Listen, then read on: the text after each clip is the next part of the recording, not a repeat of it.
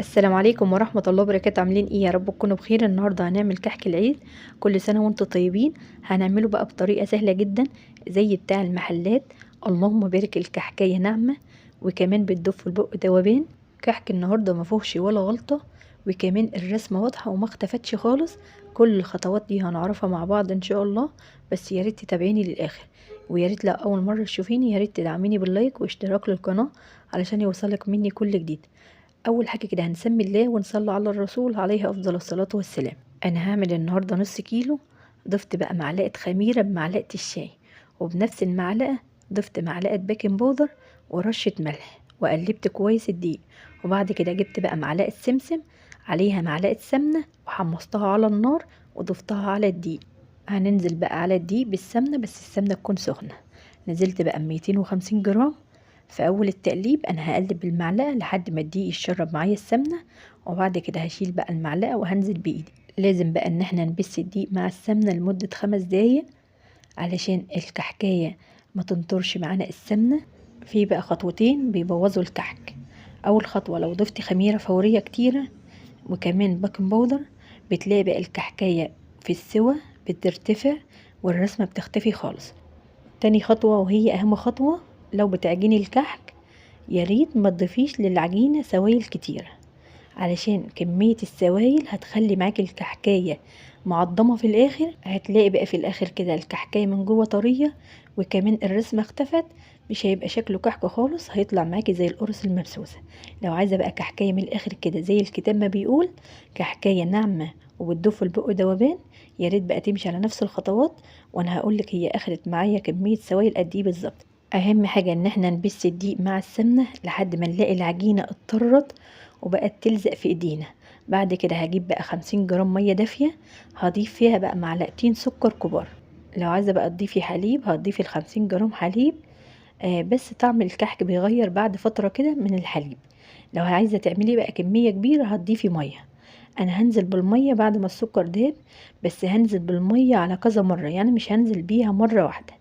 ليه بقى؟ انا عشان اشوف العجينة هتاخد معايا 50 جرام مية ولا لا، وعلى حسب نوع الدقيق. في دقيق بيشرب سوائل ودي لا. بس اهم حاجة ان احنا ما نطريش العجينة زي عجينة القرص المبسوسة.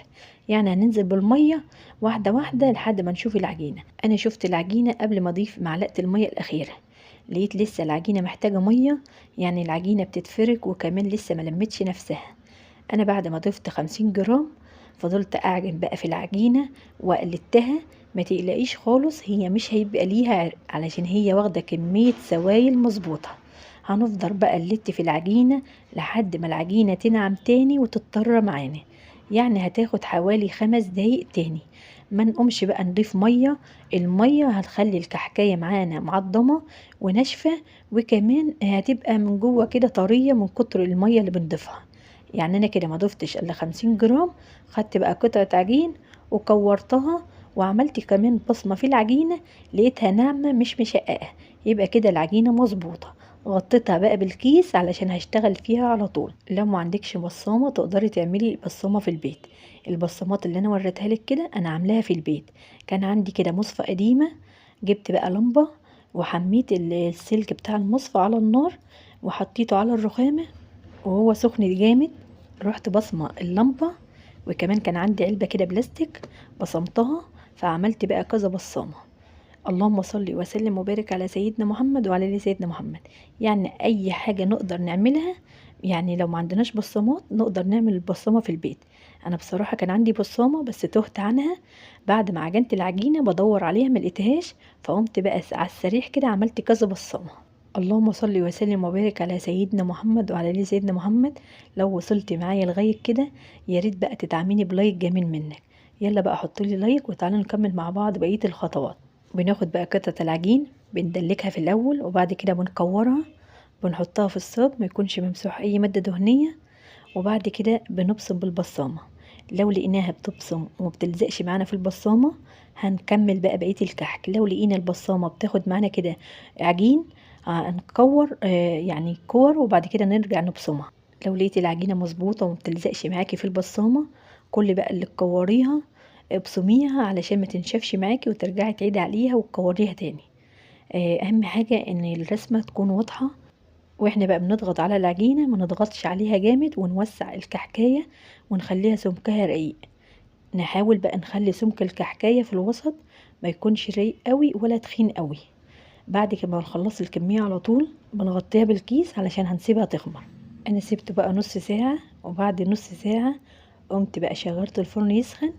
الفرن اخد تسخين 10 دقايق، وطيته بقى زي الشمعة خالص ودخلت الصاج. وكل شوية انا بدير الصاج علشان بس يدينا لون موحد. ولو هتسويه في فرن البوتاجاز بتدخليه في الرف اللي في النص، بتشغلي الفرن من فوق ومن تحت بس بتوطيه خالص زي الشمعة. اهم حاجة تسوية الكحك ما تدخلهاش على درجة حرارة عالية علشان ما تاخدش معاكي لون من فوق ومن تحت، والكحكاية من الوسط ما تكونش مستوية حلو.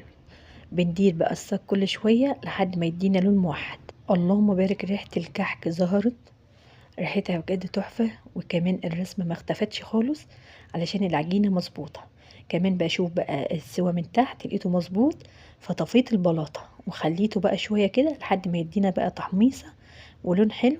زي ما انتوا شايفين كده اللون الخفيف الذهبي، اللهم بارك تحفة. شايفين بقى التسوية من تحت ومن فوق، وكمان الرسمة واضحة وما اختفتش خالص. هتمشي بقى على المقادير مظبوط هتطلعي الكحك تحفة بجد. انا عايزاكم بجد تجربوه، بس تمشوا على الخطوات مظبوط علشان يطلع معاكم مظبوط في الاخر. الكحكاية كده سمكها مظبوط، يعني ارتفاعها مش عالي جامد ولا سمكها رقيق، يعني ارتفاع الكحكاية مظبوط. وكمان الرسمة واضحة والسوا مظبوط 100%. غير بقى طعم الكحك بصراحة تحفة، انا مش قادرة اوصفه. يعني طريقة سهلة هيطلع معاكي زي اللي انت بتشتريه ويمكن احلى بكتير.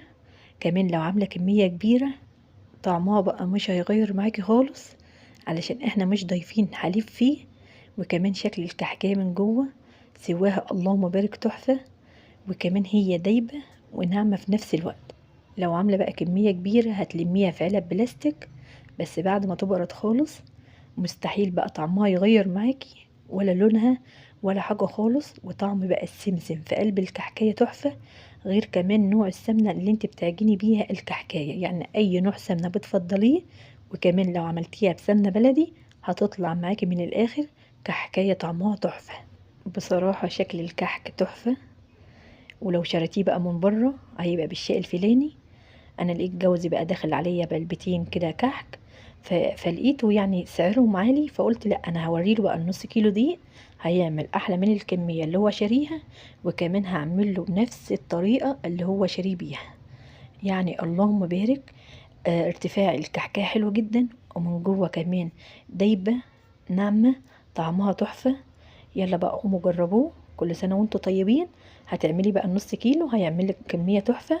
بتمنى بقى ان يكون شرحي بسيط، واتمنى ان انت تعملي بلايك واشتراك للقناة. استناني في فيديو جديد. السلام عليكم ورحمة الله.